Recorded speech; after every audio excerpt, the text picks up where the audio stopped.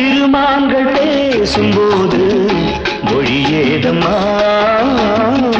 பிறர் காதில் கேட்பதற்கும் வழியேதம்மா ஒரு ஜோடி சேர்ந்து செல்லும் பயணங்களில் உறவழி வேறு இல்லை கவனங்களில்